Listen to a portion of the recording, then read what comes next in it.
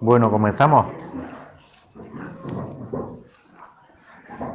Venga, pues vamos a comenzar invocando al Espíritu Santo, que Él nos abra el corazón para recibir lo que el Señor quiera para nosotros en esta tarde. En el nombre del Padre, del Hijo y del Espíritu Santo. Ven, Espíritu Santo, llena los corazones de tus fieles, enciende en ellos el fuego de tu amor. Envía, Señor, tu Espíritu y todo será creado y renovarás la faz de la tierra. Oh Dios, que infundiste tu Espíritu en los corazones de tus discípulos, enciende ese mismo Espíritu en nuestros corazones para que sintamos con rectitud y gocemos siempre de tus consuelos. Por Jesucristo nuestro Señor. Amén. Bueno, me han vuelto a pillar otra vez. Y nada, encantado de que me pillen. Y a ver, vamos a hablar esta tarde, continuando con el temario que están siguiendo, sobre la batalla de la oración. Yo he intentado enriquecerlo con algunos pasajes bíblicos que nos iluminen el camino de la oración y sobre todo que nos ayuden a rezar con la palabra de Dios, que es una costumbre que debemos ir recuperando en la Iglesia Católica, que en otras confesiones cristianas tienen mucho más desarrollado que nosotros. Les cuento una anécdota muy tonta. Cuando estaba yo en el colegio, cuando vivíamos en Cádiz, yo era niño, un compañero mío era hijo de un pastor evangélico. Y claro, como no había nada más que religión católica, había solo religión católica, pues estaba con nosotros en clase. Y cuando la profesora decía, a ver, buscar Deuteronomio 4, y todos mirando en el índice qué será eso de Deuteronomio. Todo aquí buscando. Y él ya lo tenía encontrado. Ya lo tengo. Y todo. Está el repelente este, ¿no? O sea, manejaba la Biblia, decía en cualquier libro y enseguida la encontraba. Y nosotros católicos no teníamos costumbre, ¿no? Eso ha ido cambiando, pero es verdad que tenemos poco manejo de la Escritura, ¿no? Y la Escritura es uno de los lugares de presencia del Señor. De hecho, en la distribución de la liturgia hay dos mesas. La mesa del altar, a la que le tenemos devoción, y adorar al Santísimo nos sale solo, y está muy bien, gracias a Dios. Pero está la mesa de la palabra, que también se venera en la liturgia, y hasta el sacerdote besa el libro, porque es un lugar de presencia del Señor, y a través de esa presencia el Señor nos sigue hablando, ¿no? Por eso yo le invito a acostumbrarnos no solo a hacer oraciones, sino a orar con la palabra de Dios y con el libro, y tocar esa presencia y tocar esa palabra que el Señor ha escrito a través de mediaciones humanas para nosotros, para dirigirse a nosotros, ¿no? Bueno, en esa batalla de la oración hay un texto que está en la primera carta de Pedro, capítulo 5, de los versículos del 6 al 8, que dice: Así pues, sed humildes bajo la poderosa mano de Dios, para que Él os ensalce en su momento. Descargad en Él todo vuestro agobio, porque Él cuida de vosotros. Sed sobrios, velad, porque vuestro adversario, el diablo, como león rugiente, ronda buscando a quien devorar. Resistidle firmes en la fe, sabiendo que vuestra comunidad fraternal en el mundo entero está pasando por los mismos sufrimientos. Sed sobrios, velad. La oración es una manera de permanecer en vela. Y hay una vela, digamos, por temor, pero la vela más importante es una vela por amor. No sé si algunos de los que están aquí han hecho la mili. A mí me tocó, de los últimos que hicimos la mili, yo estaba entre ellos. Y una de las cosas más agobiantes es que te pillaran dormido haciendo vela. O sea, en la garita, allí tenías que estar en pie, aunque fueran las 4 de la mañana. Hola. Permaneced en vela. Hay una vela, digo, que es por tensión, porque va a venir el enemigo, porque me van a pillar. Pero hay una vela por amor, que seguro que habéis experimentado cuando estáis deseando que llegue alguien de la familia que hace tiempo que no veis, estáis en vela. O cuando uno va a preparar un viaje para... Cuando yo estaba fuera y volví a casa, pues el día antes estaba uno nervioso porque estaba deseando volver. Bueno, pues esa es la vela que pide San Pedro en esta carta. Permaneced en vela.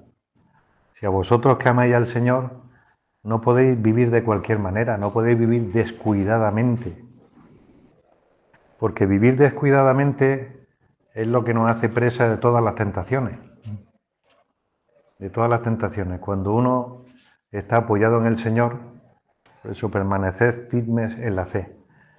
Cuando estamos firmes en la fe, pues seguimos siendo débiles, pero estamos agarrados a alguien que es fuerte. Y entonces nuestra vida tiene más estabilidad, ¿no? Bueno, pues avanzando un poco en el tema de la oración, lo enfoco un poco la oración a través de la escritura. Lo primero es decir que la oración requiere disposición. Normalmente la oración no nos sale espontáneamente. Hay una oración que nos sale espontáneamente, que es la de pedir. La oración de petición nos sale cuando estamos en la iglesia. ¡Ay, Señor! Que tengo este problema, que tengo esta angustia. Pero hay una oración de alabanza, de agradecimiento, de descansar en el Señor, que no nos sale espontáneamente. ¿Por qué? Porque no siempre estamos en sintonía con el Señor. Ha habido santos que han vivido la oración continua, que se llama. Porque todas las horas del día, en todo lo que estuvieran haciendo, han estado en sintonía con el Señor. Pero eso no se improvisa.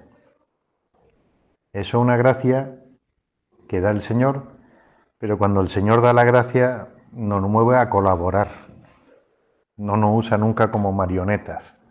La gracia, a veces hemos puesto imágenes en estampitas incluso de la gracia como una marioneta guiada desde arriba. Y no, y la gracia lo que hace es fortalecer la libertad. Pasa, Jaime, dale, sin miedo. La gracia lo que hace es fortalecer la libertad, no anular la libertad. Bueno, pues el Señor nos mueve a colaborar y en el caso de la oración nos mueve a prepararnos para la oración. En general, las cosas de Dios debemos prepararlas, porque no nos salen solas. Cuando yo estaba de rector del seminario, le repetía muchas veces a los seminaristas, no basta con venir al rato de oración, hay que venir dispuesto al rato de oración. Porque si uno baja las escaleras, les decía, del seminario con los cascos puestos y la música puesta, y te quitas los cascos en la puerta de la capilla, en la capilla sigues escuchando la música. Porque dentro de ti sigue el chun chun, chun chun, chun chun, chun chun, chun chun. Si uno viene a misa con el tiempo pelado, después de haberme peleado con mi hijo que no sé qué, con el otro no sé qué, y entra así arrebatado, en misa sigue arrebatado. Por eso viene bien pararse antes, leer despacio el Evangelio, hacer un poquito de meditación o de preparación del corazón para lo que vamos a celebrar. Cuando uno está así, está más dispuesto a recibir lo que el Señor nos da. Las cosas de Dios no nos salen solas no por culpa de Dios, sino por nosotros. Por eso hay que crear disposiciones que nos aparten de los ruidos diarios, de los ruidos internos y de los ruidos externos. Los ruidos externos son más fáciles de quitar. Se encierra uno, le pone dos tapones, pero los ruidos internos siguen sonando. De hecho, el otro día me parece que leí el texto de Mateo 6:6. Cuando vayas a orar, cierra la puerta. el Señor enseña a orar a sus discípulos. Antes de enseñarles la oración del Padre Nuestro, les dice cómo hacerlo. Cierra la puerta, vete a lo escondido y tu Padre que está en lo escondido te recompensará. Cuando vaya a orar, cierra la puerta. Es decir, se necesita un silencio exterior, pero mucho más importante es un silencio interior. Por eso hay una etapa de la oración, que puede durar muchos años o toda la vida, en la que hay que luchar. Por eso los santos muchas veces plantean o presentan la oración en parte como un combate. El combate no es pelearse con Dios. El combate es sobre todo con nosotros mismos. O sea, combatir con todo aquello que nos despista de Dios. Combatir con todo aquello que me aparta de Dios. Y eso es, hay que ir pasando desde lo más externo hasta lo más interno. Hola. Hola.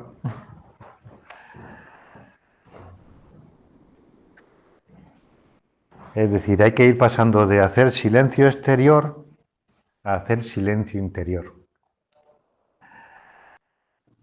Me pasé un verano con unos monjes en Francia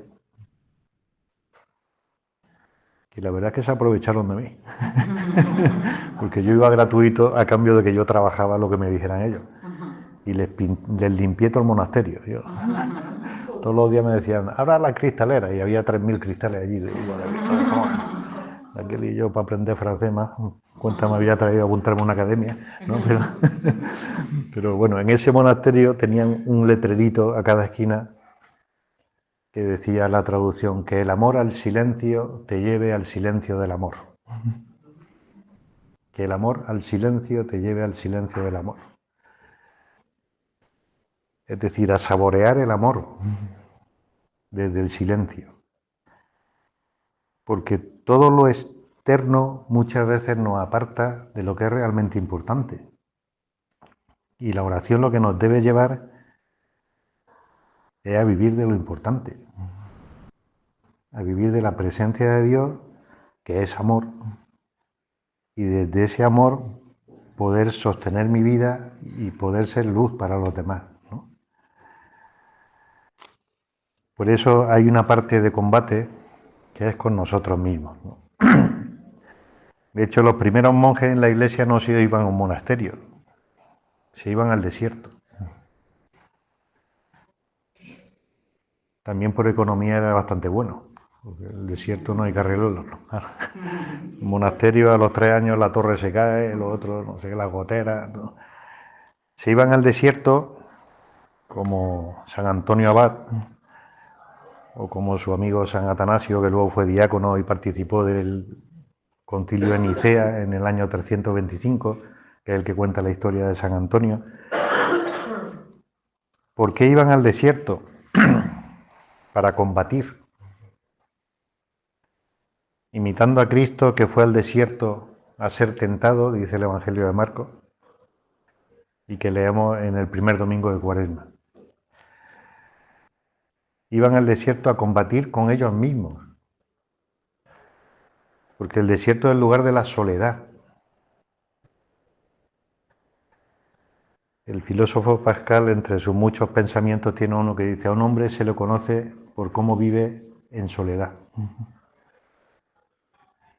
La grandeza de un hombre, dice él, es cómo vive la soledad. Cuando uno está solo, sacamos todo lo que llevamos dentro, ¿no? Y sacamos, digamos, la realidad de lo que somos, ¿no? En el silencio y en la soledad tenemos que afrontar muchas veces aquello que no me gusta. Tenemos que afrontar cuáles son mis tentaciones reales.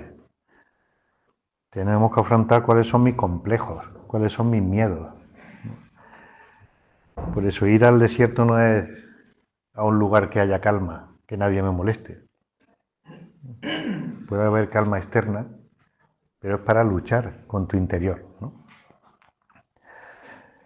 Bueno, pues voy a hacer un paréntesis sobre qué significa el desierto en la Biblia, para que nos ayude a nosotros a sacar la conclusión de que tenemos que ir al desierto. El desierto en la Biblia no es un sentido cronológico, sino teológico. En la Biblia el desierto es un lugar sagrado. De hecho, es el lugar de la lucha contra el tentador. Es el lugar de la lucha contra el pecado. De hecho, seguro que conocéis, y así lo pone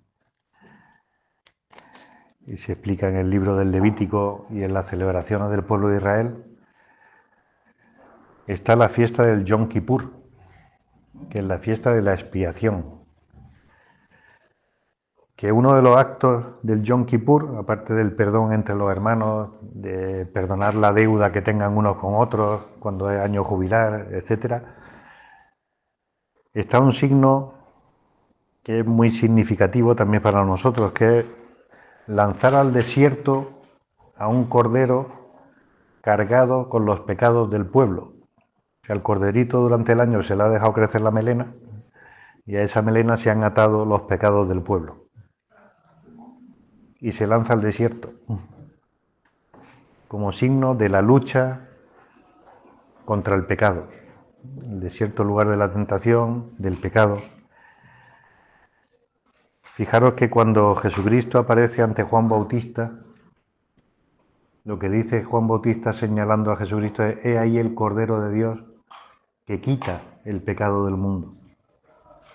O sea, la imagen del Cordero en la mentalidad judía tiene este sentido sacrificial. Pues ese Cordero es lanzado al desierto, lugar de la lucha contra el pecado. El desierto también es el lugar en el que Israel, digamos, se va preparando para la tierra prometida. De hecho, pasa 40 años dando vueltas por el desierto. Y es el lugar de la preparación para que se cumpla la promesa de Dios.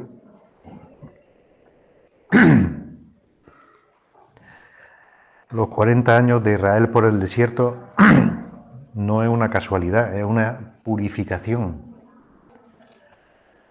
¿Para qué? Para prepararse para el don de Dios. Para prepararse para lo que Dios estaba regalando al pueblo de Israel. En este caso, la tierra prometida. Pero el desierto, curiosamente, también es el lugar del enamoramiento. El lugar de la prueba del que confía en el Señor y le sigue. Se podría decir que es el lugar de la preparación para el desposorio. Y fijaros en un texto que es precioso del profeta Oseas, en el capítulo 2,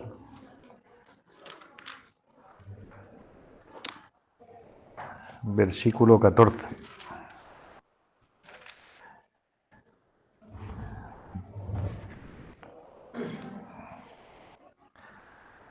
Dice: devastaré su viña y su higuera, de las que decía son mi salario.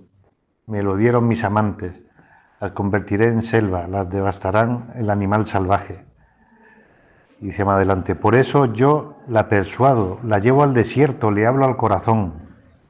Le entrego allí mismo sus viñedos y hago del valle de Acor una puerta de esperanza. Allí responderá como en los días de su juventud, como el día de su salida de Egipto. La llevaré al desierto y le hablaré al corazón. Es decir, en esta imagen, digamos, de un noviazgo, la Escritura nos está poniendo el recorrido del pueblo de Israel que se prepara para unirse con Dios, y lo podemos aplicar como el recorrido de un alma que quiere unirse con Dios, que tiene que pasar por el desierto y que tiene que valorar lo que ha recibido del Señor. O sea, uno de los frutos de una oración verdadera es que me enseña a valorar lo que Dios me ha dado. Nosotros que estamos tan acostumbrados a ser los dueños de nosotros mismos, a pensar que todo lo hemos construido nosotros, uno de los frutos de la oración es el agradecimiento, cosa que falta nos hace, porque es de los deportes que menos practicamos los cristianos. Darle gracias al Señor. Por eso, el desierto también es el lugar del enamoramiento, de un amor que hace salir, en este texto lo dice claramente, de los ídolos, de los dioses falsos. Y de hecho, si uno se toma en serio la vida de oración, si uno va al desierto o pasa por el desierto para cuidar la vida de oración, va descubriendo cuáles son los ídolos que tiene en su corazón, que los tenemos todos, aunque digamos que no, yo solo creo en el Dios verdadero. ¿Pero dónde tienes puesta tu confianza? Que te quiten la tarjeta Visa, a ver con qué alegría vas a rezar. O que te quiten todos los apoyos que tienes en la vida. ¿Con qué te quedas? Bueno, Osea, el profeta Osea, digamos que habla de este desposorio de Dios con su pueblo, que pasa por el desierto para descubrir cuáles son sus ídolos y para poder poner todo su corazón solo en Dios, solo en Dios. Pero hay una imagen, digamos, ya plena del sentido del desierto, que es la que nos da Jesucristo. La primera misión de Jesucristo después de ser bautizado es irse al desierto. Y va al desierto para ser tentado por el demonio. ¿Por qué Jesucristo va al desierto? Si Él es el Hijo de Dios, si Él está en comunión con el Padre, si Él no necesita purificarse.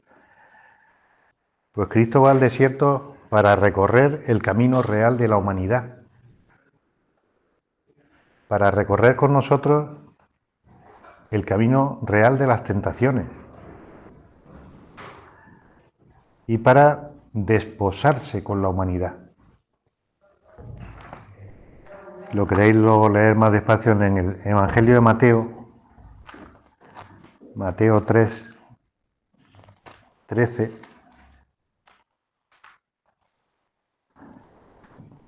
Dice un detalle importante.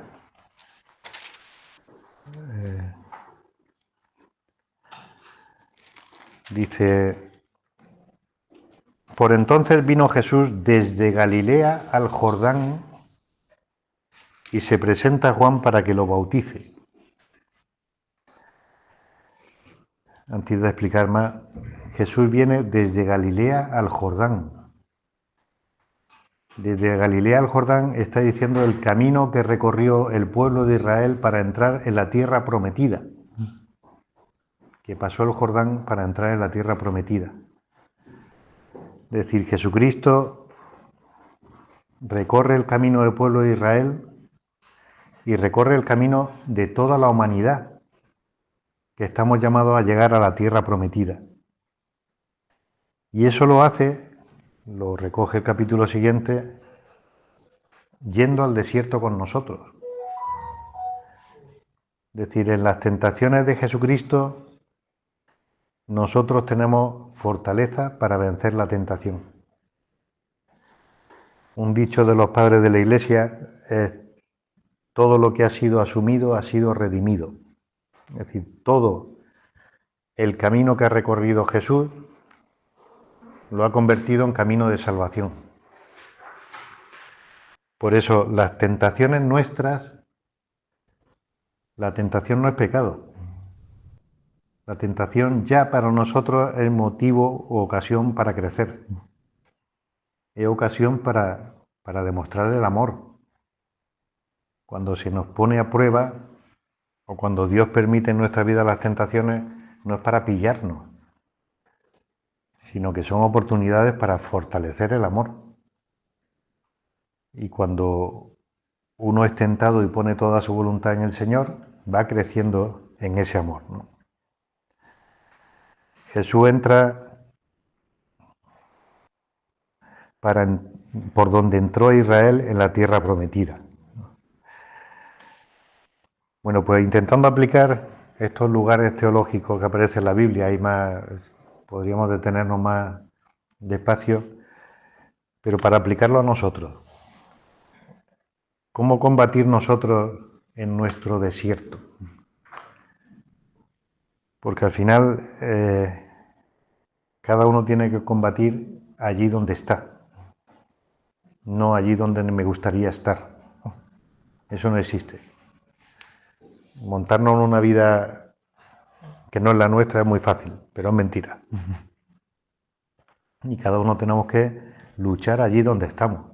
Es que tengo muchas tentaciones en este trabajo. Y yo, claro, si es que es tu trabajo. Si fuera el de otro no estarías tentado. Es que tengo muchas tentaciones en esta parroquia. Pues es la tuya, a luchar, ¿no?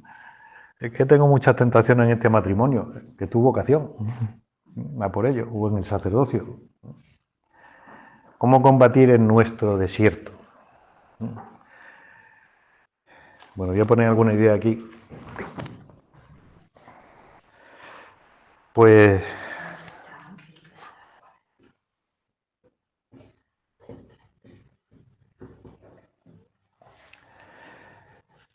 el combate, primero digamos, hay que romper dos tentaciones previas.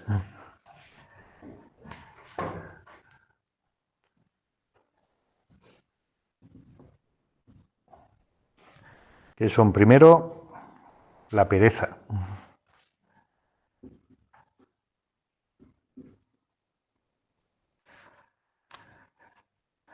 La pereza es uno de los pecados capitales. El otro día me dijeron un dicho que tiene su gracia, que dice, gracias a la pereza no caí en el resto de pecados capitales.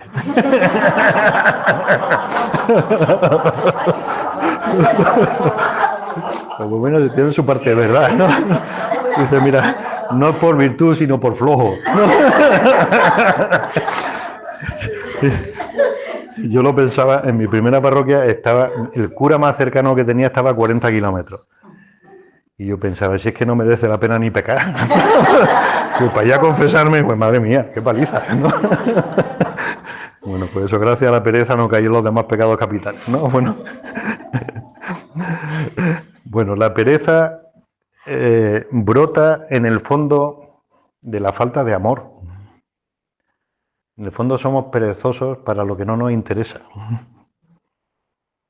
Nadie es perezoso para lo que le gusta, o para lo que te atrae, o para lo que te motiva. Por eso contra la pereza hay que buscar motivación. Motivación. Y la motivación principal en cristiano es el amor.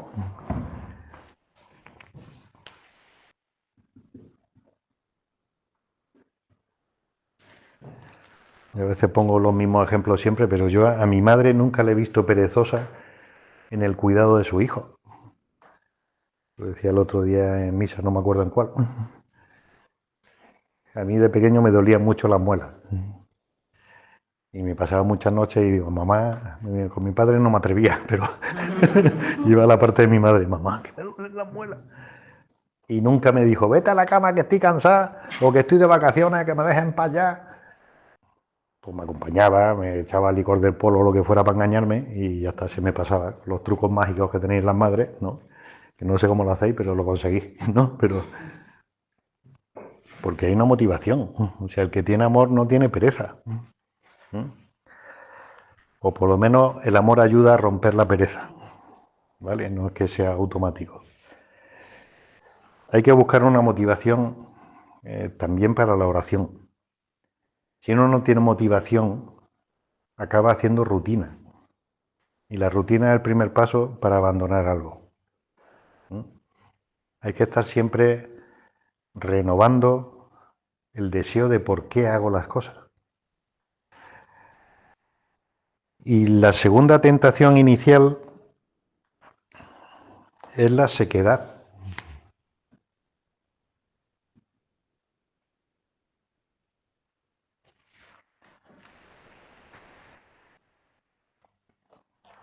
Y la sequedad, que en el fondo es, digamos, el no sacar fruto de la oración. Y eso lo hemos experimentado todos. Pasarnos horas rezando y no sacar nada. O pensar que no saco nada, porque el hecho de estar ya en oración, aunque no lo veas, ya te está cambiando. Pero no escuchamos nada muchas veces porque vamos a la oración no para escuchar al Señor, sino para escucharnos nosotros mismos. Es decir, estamos pendientes de nosotros mismos. Y eso es lo que lleva al aburrimiento. Si la oración la convierto en un análisis psicológico continuo de mí mismo, eso cansa mucho. No sé si hay algún psicólogo por aquí o psicóloga. Yo a veces los libros que me he leído de psicología siempre me han aburrido mucho. Porque al final es darle vueltas a cosas que luego ayuda mucho, claro, pero para conocerse, para ayudar a los demás, Pero si uno acaba dándole vuelta al final a sí mismo, primero que eso no es oración. Y luego que te acaba dejando una sequedad porque no sacas nada. Y lo que vamos a la oración es con el deseo de sacar fruto, ¿no? ¿Cuál es el fruto principal? O sea, ¿y cómo se rompe esa sequedad? Pues por la presencia.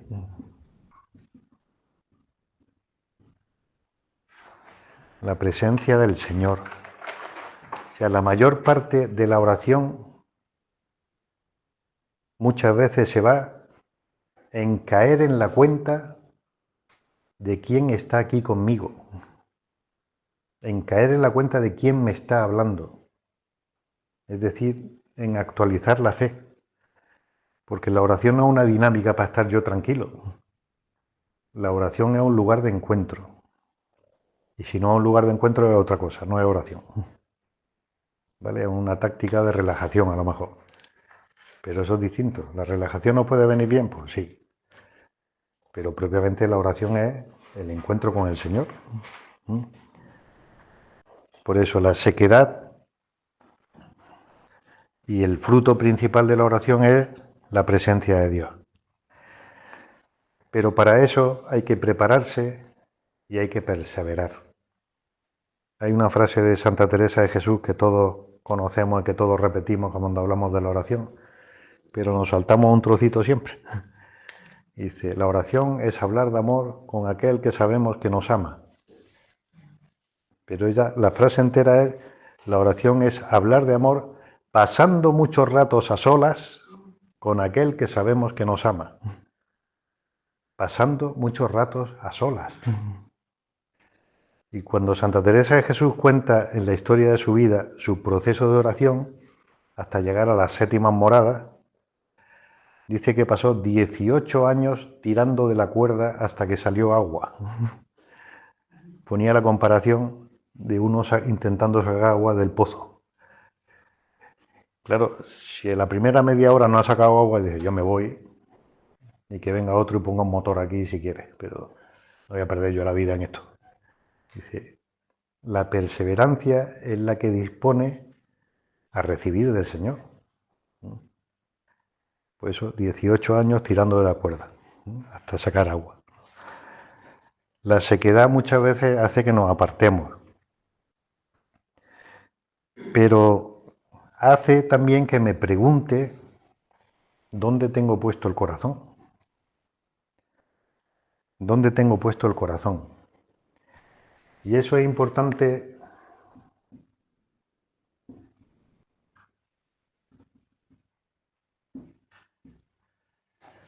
porque, como he dicho antes, la oración ayuda también a desvelar los ídolos que tenemos dentro de nosotros.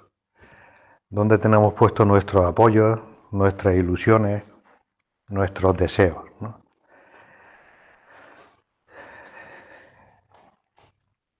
¿Es normal pasarse toda la vida sin sacar fruto? No. Lo normal es que el Señor nos regale con experiencia de su amor para que sigamos adelante. ¿Pero es normal que pasemos muchos ratos sin sacar fruto? Sí. Sí, porque lo que más importa en el amor no es el sentimiento, sino la presencia. Y lo viviréis vosotros muchas veces en vuestra vida. Y lo hemos visto en nuestros mayores. Mis padres, que se murieron hace muy poquito, se pasaron pues, los últimos años sentados uno al sillón al lado del otro. Y ya muchos días ni hablaban, porque mi padre tenía Alzheimer y mi madre demencia, de Parkinson. Y estaba cada uno a su bola, como dos niños pequeños. Y de vez en cuando mi padre preguntaba, ¿esta señora quién es? Y yo me casé con esta señora, preguntaba. Y luego se ponían a contar historias de niños chicos que te morías de risa. Pero estaban ahí juntos y no podían vivir separados. Y si faltaba uno, decía, ¿dónde está la Conchi? Aunque estuvieran perdidos, ¿no? ¿Por qué? Porque el amor lo que quiere es estar junto a la persona que ama, ¿no? Aunque hayas perdido la cabeza. La oración lo que lleva es a poner tu corazón en el Señor y a llenarlo del Señor. Y para eso hay, digamos que sacar aquello de lo que tenemos lleno el corazón, ¿no? Bueno, dando un pasito más, si estas son las tentaciones, ¿cuáles son los impedimentos para la oración?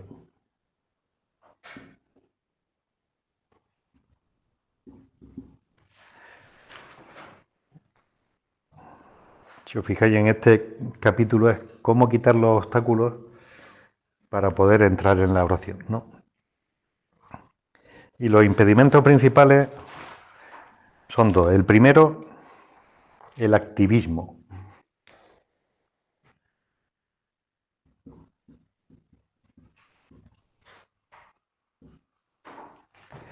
El activismo. Es decir, darle más importancia al hacer que al ser. Darle más importancia al hacer que al ser. Y esa tentación la tenemos muchas veces en la vida cristiana. Y hacemos planes pastorales. Y hacemos una lista de actividades que tenemos que hacer. Y a lo mejor lo primero que tenemos que hacer es, primera actividad, pedirle al Espíritu Santo que nos diga qué tenemos que hacer. Pero pues si no, al final hacemos, pues, vamos a ver, ¿qué piensan? Hacemos una lluvia de ideas de qué tenemos que hacer. Vamos a preguntarle al Espíritu Santo y después hacemos la lluvia de ideas, ¿no? Lo primero es preguntarle a Él. Pero lo que nos sale primero es ponernos a hacer cosas. Leemos un evangelio, lista de conclusiones, tengo que hacer no sé cuántos propósitos.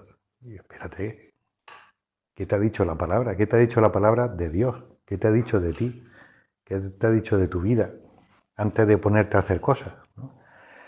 El activismo es una de las tentaciones que el Papa Francisco nos recuerda, junto con el gnosticismo, dice, son las tentaciones que siguen en la Iglesia. El activismo, el voluntarismo, el pensar que la vida cristiana depende de todo lo que yo hago y pensar que me voy a salvar por hacer muchas cosas. Y no es eso. Y luego está el gnosticismo, que es pensar que uno se va a salvar porque conoce las cosas de Dios, pero no afecta a tu vida. El ejemplo clásico, Evangelio de Marta y María. Marta, Marta, siéntate ya, hija, que te lo vas a perder. Que he venido a tu casa y te estoy hablando. Escucha. Y no está invitándole a la pereza. Y está invitando a que es lo más importante. Y desde la escucha, claro que serviremos al Señor y serviremos a los demás. Anda inquieta y preocupada. Solo una cosa es importante. María ha escogido la mejor parte y no se le quitará. En el fondo, el activismo es una manera de llenar nuestra soledad. Es una manera de tapar nuestros miedos. Cuando uno está haciendo muchas cosas, no piensa. Y por desgracia lo usamos muchas veces para entretenernos, ¿no? Levantamos por la mañana, encendemos la radio, para que llene de ruido nuestra vida. Y vamos por la calle y vamos con los cascos puestos. y nos cruzamos con alguien y ni decimos adiós porque es que no tenemos ni capacidad de reacción, ¿no? Y muchas veces por miedo al silencio, por miedo a la soledad, por miedo a afrontar, pues como he dicho antes, todo aquello que no nos gusta a lo mejor, ¿no? Por eso, como he dicho ya varias veces, en la oración suelen salir nuestros apegos. Y explico esto.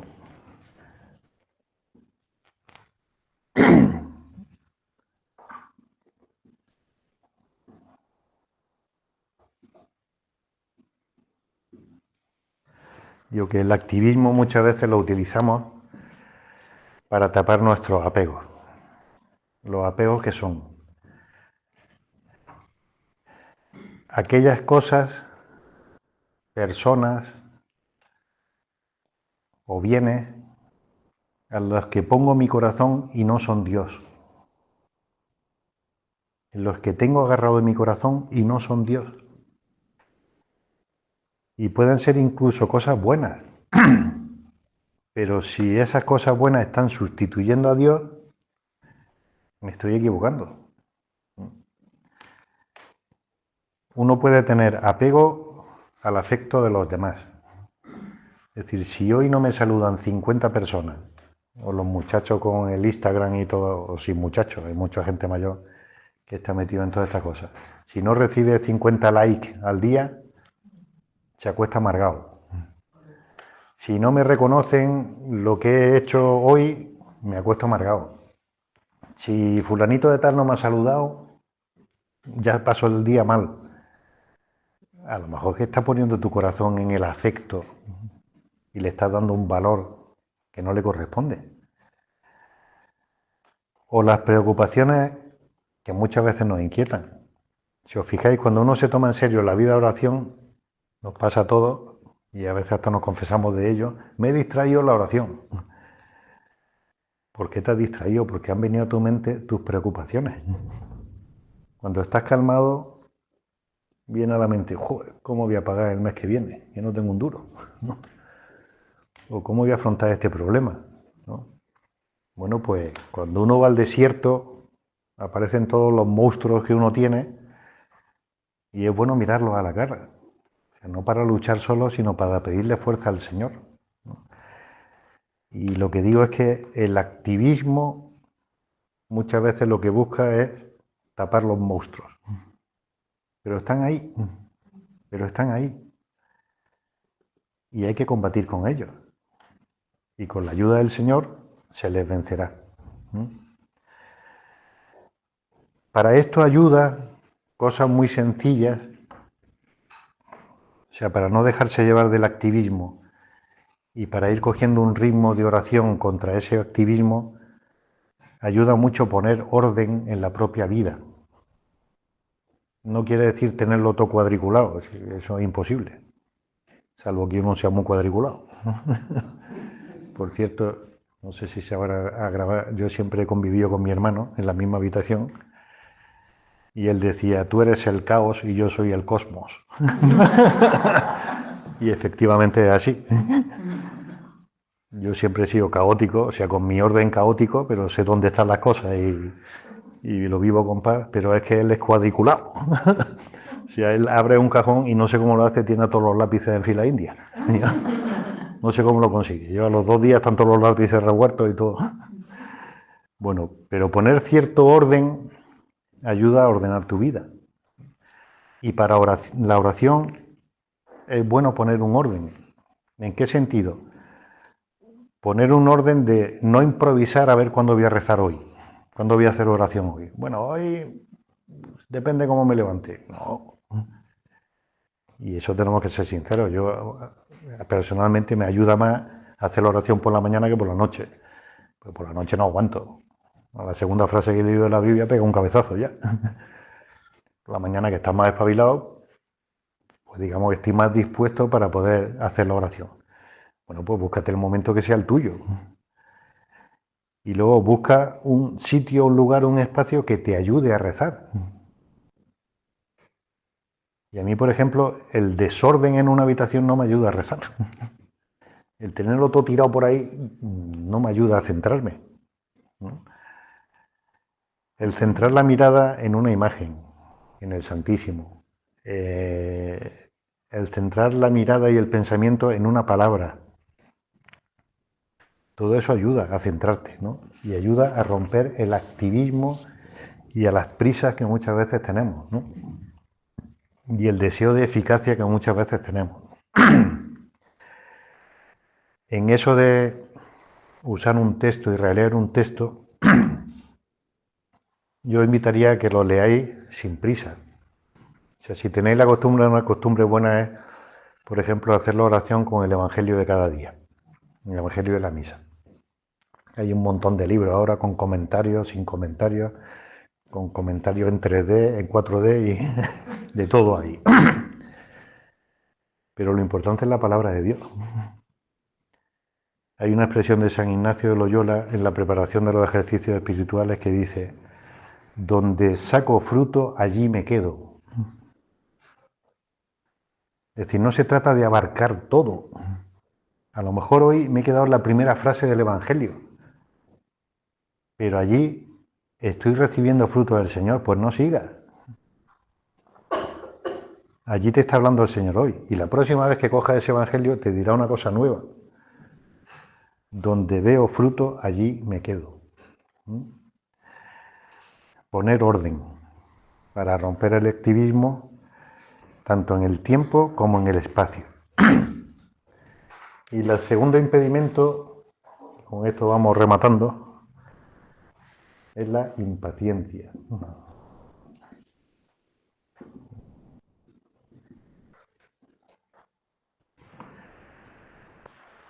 La impaciencia que va unido al activismo. Mi madre, que no conocía, una vez que fue de viaje con mi hermana, me llama y me dice: te voy a llevar un regalo. ¿Y onda qué bien? Y me trajo un cuadro que ponía: Señor, dame paciencia, pero dámela urgentemente. No sé por qué pensaba que yo era impaciente, porque lo soy. La impaciencia, digamos, los benedictinos tienen una frase preciosa, no solo para la oración, sino para la vida, que es saber esperar. Saber esperar.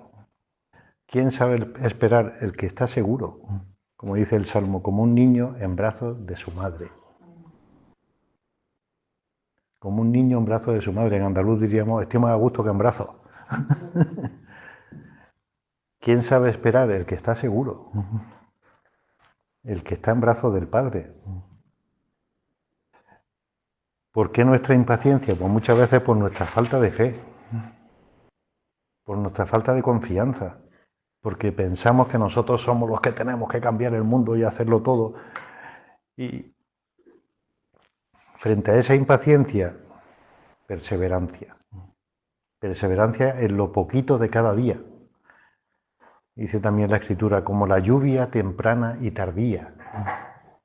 Como la lluvia temprana y tardía. Yo he dicho muchas veces de broma que yo no podría ser agricultor porque los rábanos los arrancaría a la primera hoja que sale. Yo esperaba que se ponga el rábano entero, digo: venga ya, hombre. Y en el Evangelio, en la Biblia, aparecen muchos momentos de la paciencia de Dios, como la lluvia temprana y tardía. Espere Israel en el Señor. Pues como esa lluvia, que a veces es intensa, por desgracia, demasiado intensa, la hemos vivido estos días, que va fecundando la tierra, poquito a poco, no se fecunda de golpe. Fijaos la parábola preciosa que utiliza Jesucristo: un hombre compró una viña, la cavó, la hondó, le echó abono, hasta que dio fruto. Está haciendo una imagen del cuidado de Dios a su pueblo, de la paciencia de Dios con su pueblo, ¿no? Pues esa paciencia se ejercita y se debe cuidar para tener verdadera vida de oración. La oración que todos conocemos de Santa Teresa de Jesús: nada te turbe, nada te espante, Dios no se muda, la paciencia todo lo alcanza. Quien a Dios tiene, nada le falta. La paciencia todo lo alcanza. Por último, os invitaría a que para aprender a orar aprendamos de la oración de Jesús. No solo de la que nos enseñó Jesús, el Padre Nuestro, que es la oración fundamental, sino de cómo oraba Jesús. La oración de Jesús eran momentos de intimidad. Subió al monte a orar. Y después de pasar la noche en oración, bajó y eligió a los que él quiso, por ejemplo. O en Getsemaní, en el que el Evangelio de Juan nos abre el corazón de Jesucristo, es la oración, ¿no? La oración de Jesucristo es vivencia de lo que Él es, de que Él es el Hijo. El Hijo. Incluso en teología se explica que Jesús ora no solo para darnos ejemplo, sino para manifestar quién es. Nosotros somos más lo que somos si realmente tenemos vida de oración. ¿Por qué? Porque la vida de oración nos ayuda a vivir como hijos. Y eso es lo que somos desde el bautismo, hijos en el Hijo. La filiación divina, la vida de la gracia, el ser de la familia de Dios, se ejercita en la intimidad con Dios, ¿no? Y cuando tenemos esa vida de oración, pues realmente es un alimento precioso para nuestro ser hijo y para poder vivirlo en la iglesia y para poder llevarlo a los demás. Bueno, no sé si tenéis alguna duda. Yo tenía preparado hasta aquí, no sé si he dicho demasiadas cosas o me he quedado corto, pero a lo tonto he hablado 52 minutos.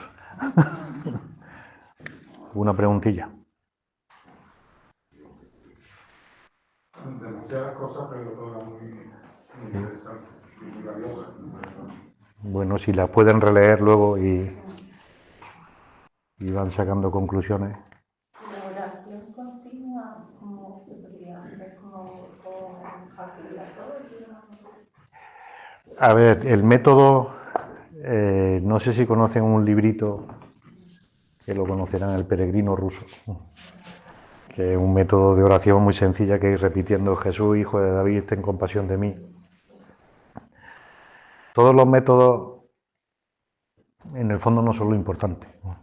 Lo importante es que cada uno encontremos nuestro método. ¿Por qué? Porque cada uno nos relacionamos entre nosotros como somos. Y tenemos que aprender a relacionarnos con el Señor como somos. Unos son más intuitivos, otros son más intelectuales, otros son más afectivos, otros son más volitivos, pues cada uno como es se tiene que relacionar con el Señor. Y la oración continua es un don que se puede pedir, hay santos que lo han pedido, que se cuida sobre todo cuidando la conciencia de la presencia de Dios en lo que estoy haciendo. Por ejemplo, voy a empezar la misa, pues caer en la cuenta de qué es lo que vamos a celebrar, de quién se ofrece en el altar, de quién me está hablando la palabra. Pero voy a empezar a trabajar y caer en la cuenta de que Dios me da la posibilidad de trabajar, de transformar el mundo con Él, de cuidar la creación, de todo lo que significa el trabajo. ¿Me puedes repetir, por favor, la definición de eso tan bonita? ¿La oración continua es? Pues no lo sé.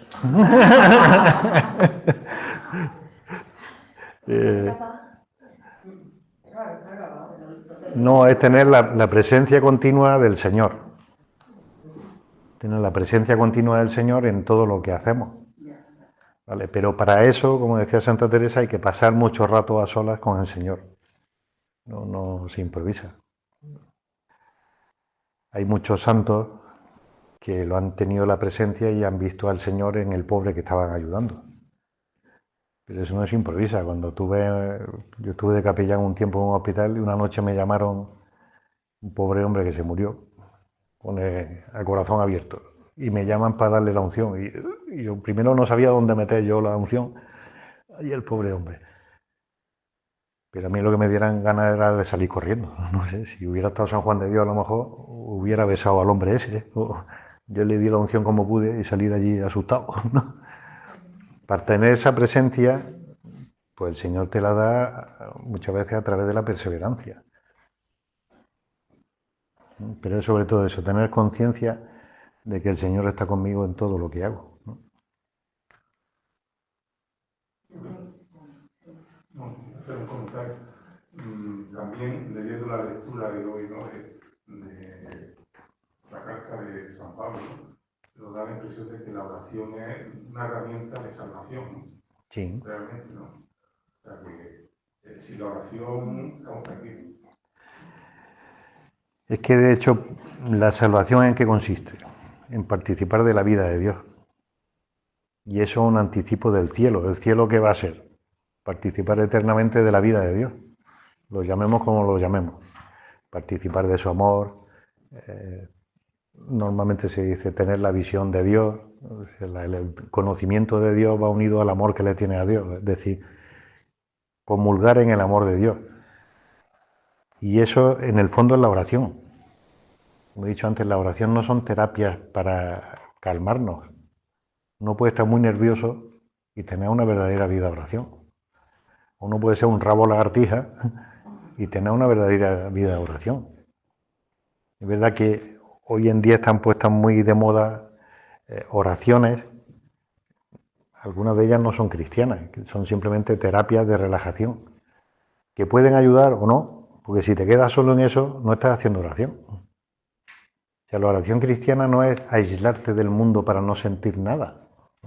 La oración cristiana es encontrarte con Dios. O sea, todo lo que haces es para encontrarte con Dios, no para encontrarte contigo mismo y con tu calma espiritual. Pues tendrás calma si eres calmado, y si eres nervioso, pues no la tendrás, no pasa nada. Por lo que he dicho antes, cada uno reza como es. Y si uno es un cansino, pues reza cansinamente. Pues ya está. Eso no hay. Que se aburre ya. Sí, que ya te he oído. A mí solo una cosa más que te he comentado, pero vale, o sea, sabes cuando hablaste de las tentaciones y los pecados, una práctica asocia tentación pecado.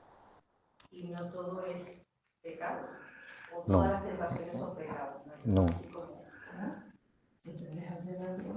Un poquillo la diferencia. A ver, la diferencia está que no es lo mismo sentir que consentir. Uno experimenta una tentación, si no has puesto tu voluntad en ello, no has consentido y por tanto no hay pecado. Por eso se suele decir, el mejor estado del día es el sueño, porque soñando no se peca. La diferencia es esa. O sea, uno puede sentir una tentación. ¿Cuándo empieza el pecado? Cuando uno consiente con esa tentación. Por ejemplo, viene un pensamiento de asesinar a alguien que te ha hecho un mal. Si tú te entretienes en ese pensamiento regodeándote en cómo lo harías, ahí ya has puesto tu corazón.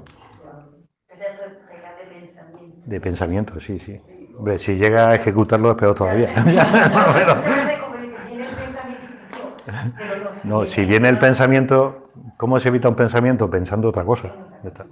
Como te enfrentas al pensamiento, te alías. Sí. Entonces, a mí me pasa que yo alguna vez se voy a confesar y siento el deseo de confesar, pero es que de verdad que no sé qué confesarme, porque siempre confieso lo mismo. Bueno, eso no es malo. Lo malo sería confesarse de cosas cada vez más gordas cada día. Si siempre es lo mismo, por lo menos se mantiene. No, esa tentación, esa sensación la tenemos muchas veces, porque es la realidad de lo que vivimos, pero no hay que cansarse de confesarse. El Señor muchas veces nos permite pecados que duren en nuestra vida para que seamos más humildes. Es decir, si a lo mejor no cayéramos en esta tontería que me humilla tanto, a lo mejor sería un soberbio que pensaría, ya lo he conseguido, aquí estoy yo, el supercristiano. Yo, pues no, me tengo que confesar otra vez. Así que menos mal que tenemos la confesión, ¿no? Hay remedio. Si nos vamos todos. Pues terminamos rezando un gloria. Venga. Gloria al Padre y al Hijo y al Espíritu Santo.